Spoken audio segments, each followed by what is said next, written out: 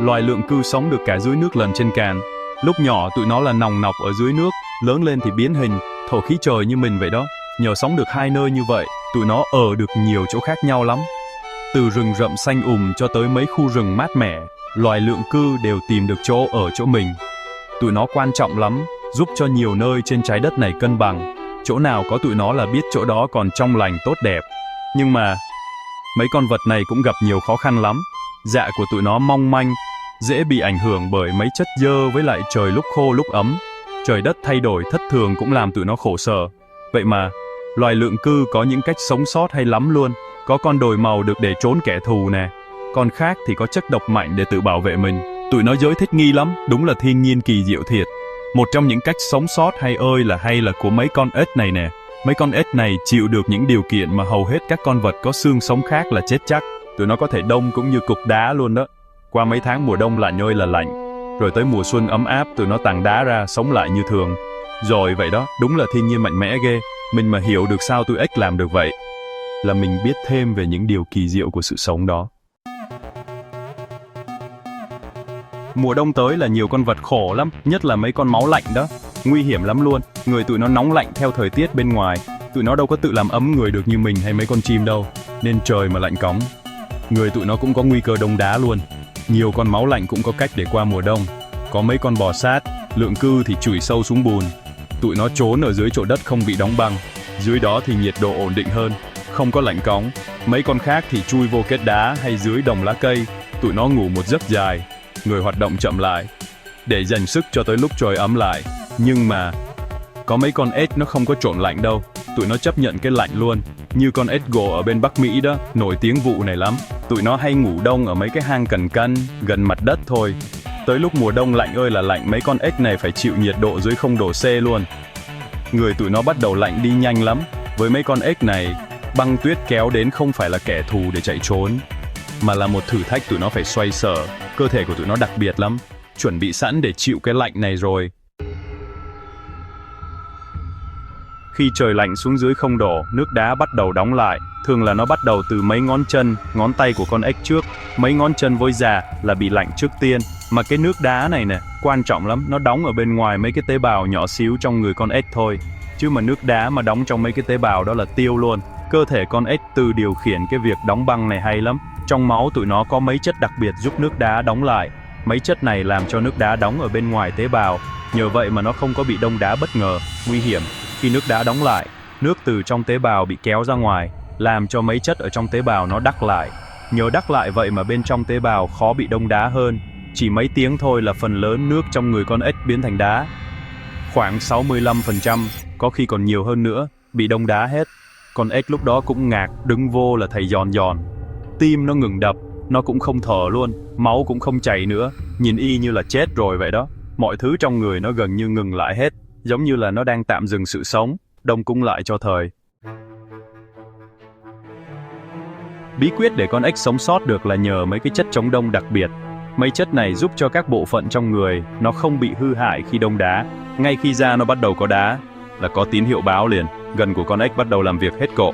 Nó biến một đồng chất dự trữ gọi là glycogen thành đường glucose.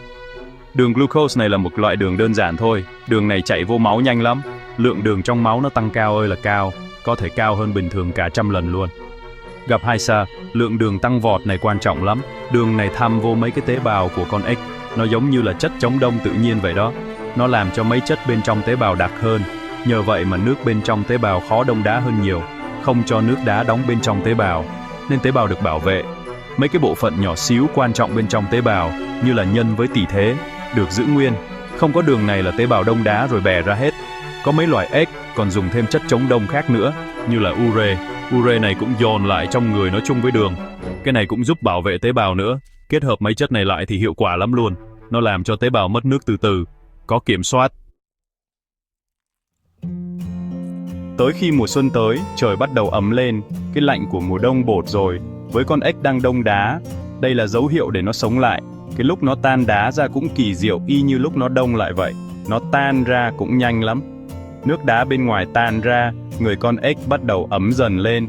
Thường là nó ấm từ bên trong người ấm ra. Mấy bộ phận quan trọng trong người là hoạt động lại đầu tiên.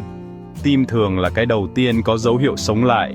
Sau mấy tuần hay mấy tháng nằm im, tim nó bắt đầu đập nhẹ nhẹ, rồi nó bắt đầu đập từ từ lúc đầu. Máu vẫn còn nhiều đường, bắt đầu chạy lại trong người.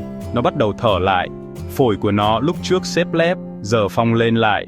Khi oxy bắt đầu chạy khắp người, mọi thứ trong người con ếch từ từ hoạt động trở lại. Chỉ mấy tiếng sau khi tấn đá là con ếch khỏe lại bình thường. Nó có thể vươn vai, duỗi chân duỗi tay. Chút nữa là nó nhảy đi chơi được rồi. Thay đổi lạ lùng ghê ha. Từ một cục đá tưởng chết rồi, giờ thành một con vật sống động. Cơ thể con ếch trở lại bình thường. Nó sẵn sàng cho một mùa hoạt động bận rộn sắp tới rồi. Cái tài mà chịu đông đá được này có nhiều cái lỗi lầm. Nhờ vậy mà mấy con ếch này sống được ở mấy chỗ mùa đông lạnh ơi là lạnh. Mấy chỗ mà loài lượng cư khác chắc khó sống nổi. Tụi nó sống được ở tuột trên phía bắc, hoặc trên núi cao nữa, nên chỗ ở của tụi nó rộng hơn nhiều. Tụi nó đâu cần phải kiếm chỗ đào hạng thiệt sâu để trốn lạnh đâu. Cái sự chịu đựng giỏi này giúp tụi nó có thêm nhiều chỗ ở mới. Đúng là một cách thích nghi siêu đàng. Sống qua mùa đông mà đông đá như vậy cũng đỡ tốn sức lắm.